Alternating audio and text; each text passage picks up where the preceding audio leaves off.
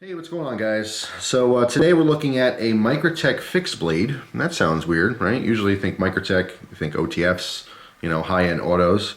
But no, today we're talking about a fixed blade. They do make fixed blades. They've made them for many years now. I've had another Microtech fixed blade, and I really don't remember the model offhand, but it was many years ago. And I recently had this knife offered to me in a trade. So I did go ahead and do the trade, but I did not use a knife. That's why this is not a review. This is kind of an overview, first impressions type deal. The main reason I didn't use a knife, I didn't want to devalue it because it is a double-edged knife. I didn't want to go beat on it and do woodworking stuff because this is mainly a fighting knife style, okay? We have a 5-inch edge on the bottom here, 4.5 inches on the top, so it does have a fully sharpened spine, and it is razor sharp. What's really nice about this is they've done it right. All right, when you have a spear point blade that's sharpened on both sides, it's very hard to get the grinds right so that the tip is very sharp, okay, on both sides. A lot of times it's a little lopsided, okay, especially if you're doing hand grinding on both sides. But this one is perfect, absolutely perfect. Nice little detail here. There's a fuller in the middle of the blade with some holes drilled through it as well. So nice attention to detail. It's a very nice high quality fixed blade. But again, because it's double-edged, I just chose not to use it. If it was a single edge, I'd go and beat it up like any other knife. But for this particular case, I'm going to be trading this off or selling it on Instagram. So if you don't follow me, check me out. My Instagram page is CUTLERYLOVER Jeff. So this will eventually go back up on there. But I did want to do a video on it, talk about it a little bit here. These are not cheap. I don't think there are any Microtechs that are cheap. It is a high-end knife, and the going rate on these is $300. Now I believe this is out of production. This one was born on 2013. You can see right there the blade. And this one, by the way, is in D2. The Crosshair was also available or offered in LMAX steel for the same price. So for $300, you could pick a D2 model or LMAX. I'm pretty sure it just depends on which version of it. There's a couple different colors. This one has a nice OD green coloration in the handle with the black blade, but I have seen, all black. I've seen different combinations where it's, I don't think I've seen it where it's just a combo edge on the front or bottom part of the blade, but I have seen it where it's a straight edge on the bottom and the top was a fully serrated edge. I've also seen it where you had a combo edge, serrations down here as well as up here, so it's like a double combo edge. Just really interesting. And then of course, in this particular case, it is a double plain edge, which is much preferred for me. However, I will say what would be really interesting is the one that is fully serrated on the back and a plain edge on the bottom. I think it's just kind of cool looking. It's just a different type of deal there. So if you do want to use that serrated edge, there's enough of a run in it, to actually be really effective, but you still have your nice main plain edge. Just interesting.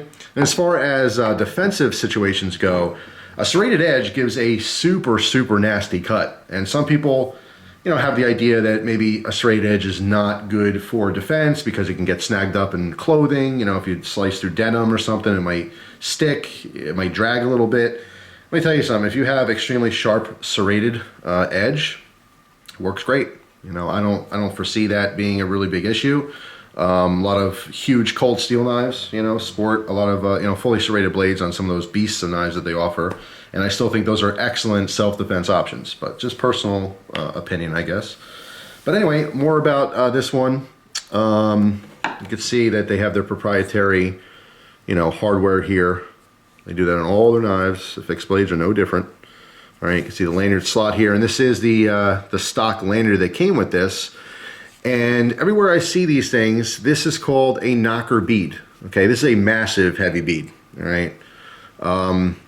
I couldn't find an answer anywhere as to what makes this a knocker bead. My only assumption is that knocker, like skull knocker, like because it's large enough to do damage if you were to, I don't know, hit someone with it. I know that sounds ridiculous and dumb, but obviously it's just aesthetic. I don't know, I can't foresee any real life situation where you have this ridiculously, sharp double-edged blade and you're just using it inside the sheath here, which by the way would probably be attached to you, to smack people with the bead. It just doesn't seem like a realistic scenario.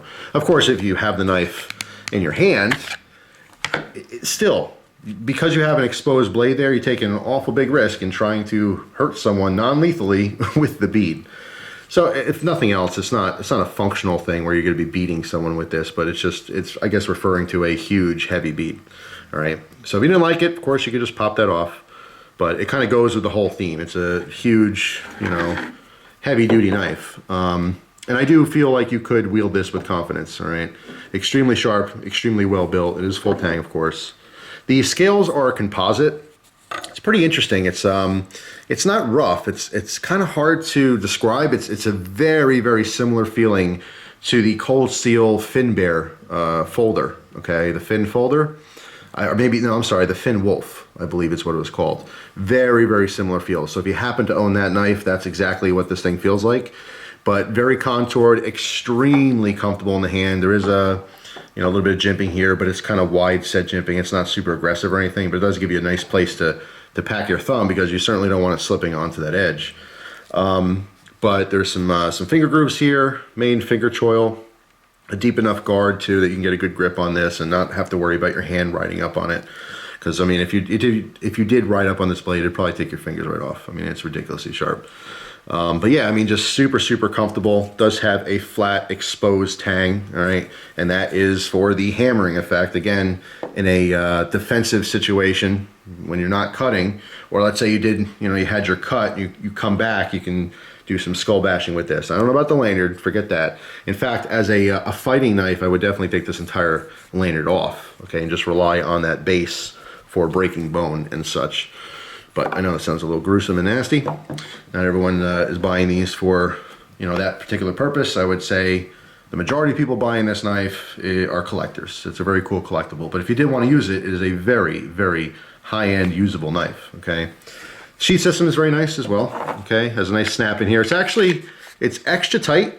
I've heard people complain about that before, being extra tight.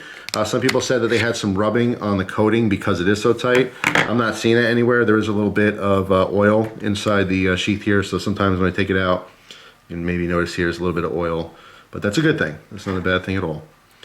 It does come with these, Alice clips or Alice style. So this tab pulls down, these push in, and then lift up. Okay, so you can fish this through the belt. So it's nice and secure, which is nice. Or of course you can put this through the Molly gear you may have.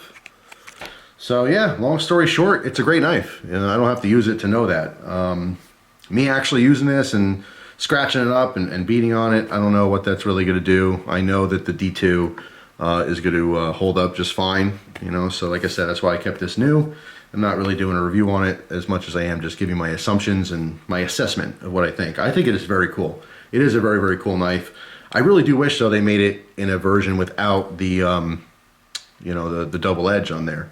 One, for legal reasons, so people can carry it certain places. And also, I love to see this exact same knife with a longer blade, like maybe a 6 or 7 inch blade. Same handle, same sheath, same everything.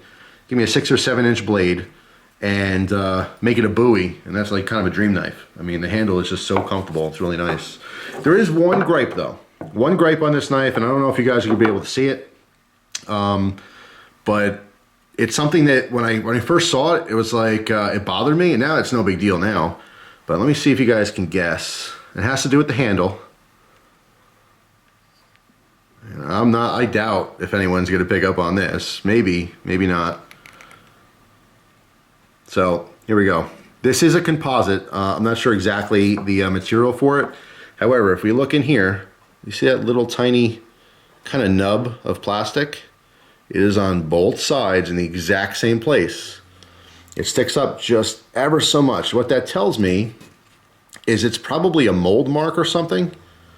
It kind of reminds me of like, if you've ever had like a sheet of plastic that has a bunch of different parts and you have to kind of twist the parts out to break them off the plastic mold. Perfect example. I think I've showed it before. If not, you can find it. But Klecker Knives. Klecker Knives has a knife kit that was plastic. I did a video on it. And it's basically, like a plastic frame and all the parts are in there. It's just a molded thing and you have to kind of twist the parts out and break them off. When you break them off, you get these little tiny little nubs of plastic, which you normally would sand down or something. So maybe I'm wrong, wrong about this, but they look like mold marks. And for a $300 knife, that's something that should not be there. It could be an oversight, it could be a simple, like usually they knock that part off, but they just forgot on this one. I don't really know. If you happen to have a Microtech Crosshair, please let me know down in the comments if you have those same, it's like just a little extra bit of plastic right there. Now, of course, you can get in there and do it yourself, but of course, you know, you're chancing maybe marring up the finish or something. I'm just leaving it as is. This is brand new, how Microtech originally sold the thing. So anyway, those are my opinions and assumptions on the Microtech Crosshair. Let me know your opinions down below and your thoughts. Have you ever owned a Microtech fixed blade? You know, there's a couple models out there still floating around. Like I said before, I don't believe this is still in production, you know, but there's plenty of dealers that still have these in stock. So if it's something you're interested in, it is easily found. And again, you know, keep in mind it was offered in D2 or LMAX. So if you are going to buy one, make sure you look at the specifications and pick the steel that you're specifically looking for, or maybe that you have a preference. So that's it. Thanks for watching. Hope you guys have an awesome day, and look forward to the comments. I'll see you guys soon. Take care.